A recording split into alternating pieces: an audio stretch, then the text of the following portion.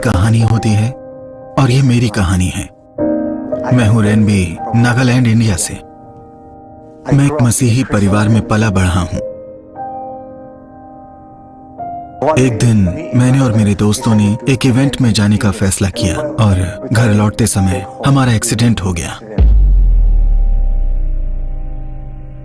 एक पूरी तरह से लदे हुए ट्रक ने हमारी कार को टक्कर मार दी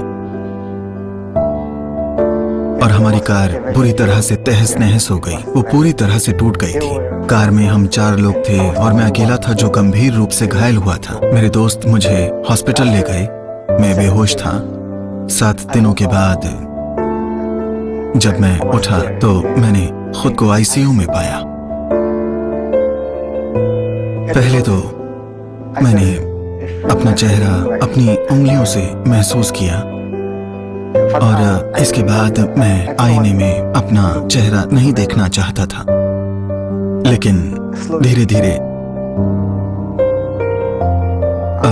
मुझे पता चला कि मेरा चेहरा खराब हो गया था, जिसकी वजह से मुझे खुद को लेकर शर्म महसूस होने लगी। मैं निराशा से भर गया और मुझे अपने कमरे से बाहर जाने में भी शर्मिंदगी महसूस होती थी। अपने गुस्से और निराशा में डूबकर मैंने अपनी बाइबल को काट कर फेंक दिया।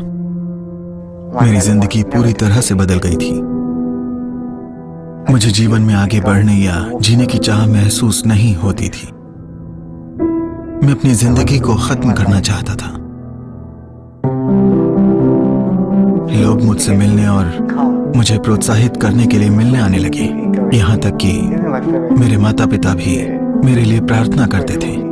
मुझे लगा जैसे कि प्रभु यीशु मसीह ही मेरी एकमात्र उम्मीद है। फिर मैंने अपना जीवन प्रभु यीशु मसीह को देने का फैसला किया। मैंने अपना सारा दर्द और बोझ उन्हें दे दिया।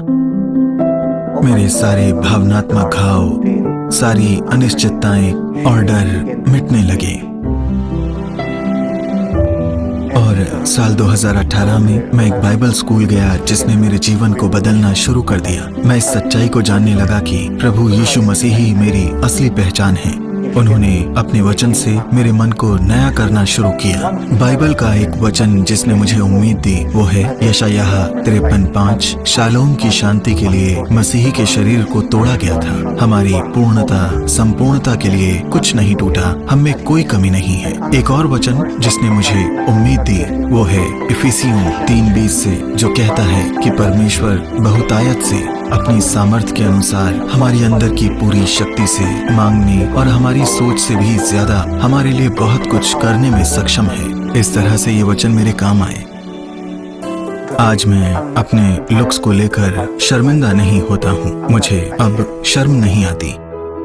मेरे मन में केवल एक ही बात है कि मैं परमेश्वर की महिमा करूं, उसकी सेवा करूं। आज परमेश्वर लोगों को उम्मीद देने के लिए मुझे एक गवाही के रूप में मेरा इस्तेमाल कर रहे हैं और मैं लिविंग लाइफ प्रेयर और हीलिंग सेंटर दीमापुर में एक केयर टेकर के रूप में सेवा कर रहा हूं। और जो मुझे देख रहे हैं, मैं आप सबको प्रोत्साहित करना चाहता हूं। आप शायद पाप भरे जीवन के बोझ तले दब जाएं, लेकिन परमेश्वर आपको प्रभु यीशु मसीह में एक नया जीवन दे सकता है।